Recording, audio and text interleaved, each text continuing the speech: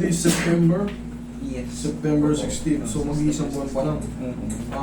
Okay, makakapang pa natin yan. Tandaan nyo, 2 weeks consistent na parang may ngawit-ngawit, makirot-kirot pag kailangan nyo, pag gising nyo sa umaga, parang uncomfortable.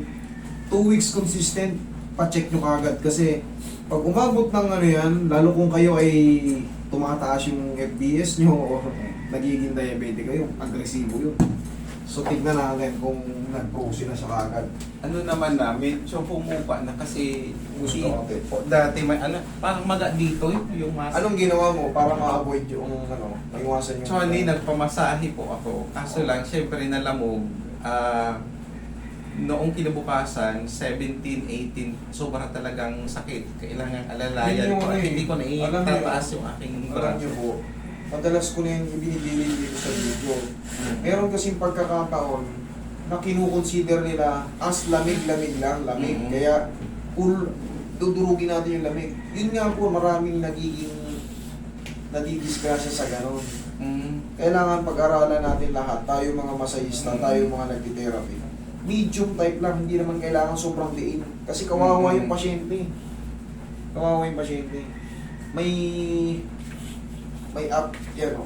Eh, hindi na pala prosen, pero may... May ano Sa pa rin, dulo. may sabit pa rin kasi di ko Alam niyo kung bakit? Kasi inagapan kahit pa paano. Tama inagapan. Ang mali lang doon, yung sobrang diin. Kasi nagsasuffer yung pasyente after eh. O kita nyo, hindi naman niya sasabihin yun kung hindi siya nagsuffer ng grabing lakas ng ano. Medium lang tayo, mga trim, medium lang, tandaan yan. Hindi kailangan durugin yan. Medium type lang. Maayos siya ng nasa medium type lang. Pero ano po yung usual na nagiging sanhilo pa? Ano nagkaka-frozen shoulder? Sabi nga ng doktor, walang ano yan, walang sinyales. Basta-basta lang pagising mo sa umaga, naipit kasi yan.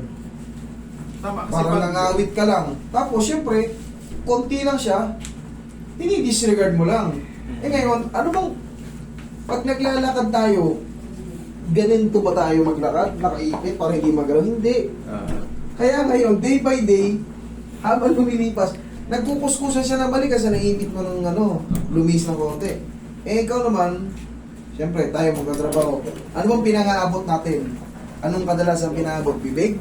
Ba? Hindi, palagi yan. Busy ang kamay natin. Lahat ng ginagawa natin kamay.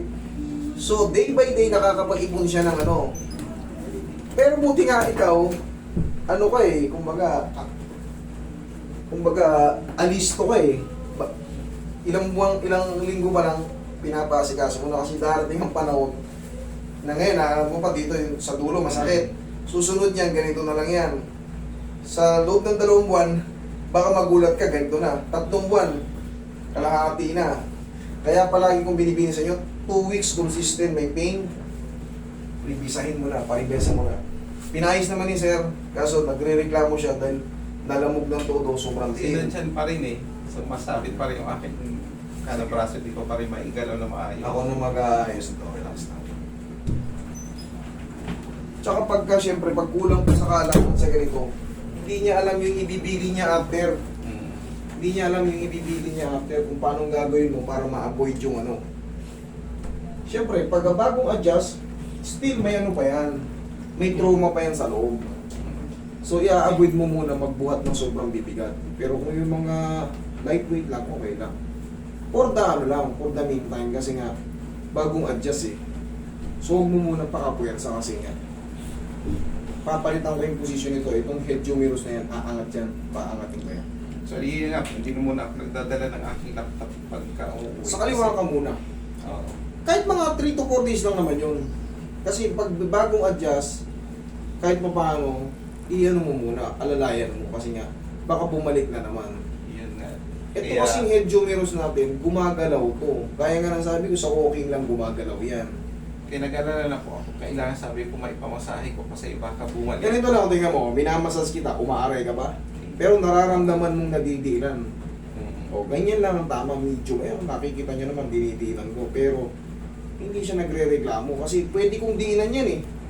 Pwede kong ano yun yan, Oo lamugin nga. yan eh. May ano na, may Kung strength ako na. ay hindi ko alam yung mga ganitong kaso. Pero siyempre, Sa tagal kong naggaganito, actually yun talaga tinuturo ng mga ano eh, yung mga instructor. Talagang yung old, ikaw na lang balang mag-discover kung paano mo pagagandahin yung ano mo. Tayo mga Pilipino, creative naman tayo eh. Mag-a-adapt tayo ng ibang method. Relax na. Yan. May ano pa nga. May sakit pa. May swell pa po yan. That is normal. Pero, itong procedure na to, believe me, mas marami pang mas matitindi. Naayos naman natin. Ikang matagilid. Nagilid.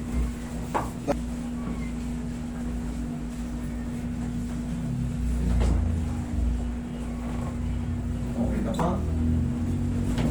Takto na rin mga.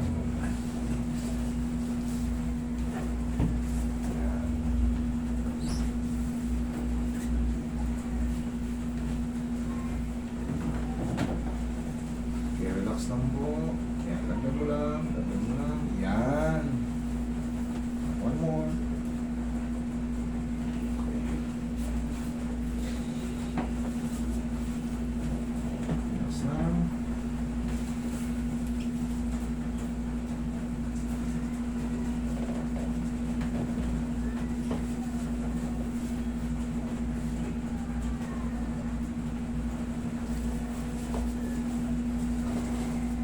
Relax lang.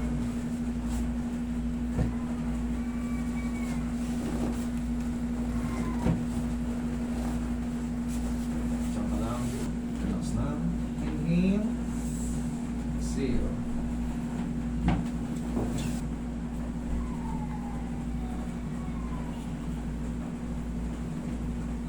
Yun. Shoot na yan.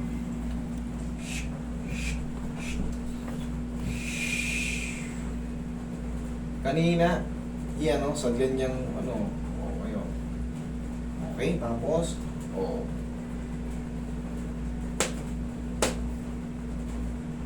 Okay, ang kailangan maramdaman mo ay manipis na lang. Tapos, kung magbubuhat ka ng mga, siyempre, may binubuhat ka, may trabaho ka, sabihin natin yung laptop, magaan lang yun, okay lang yun.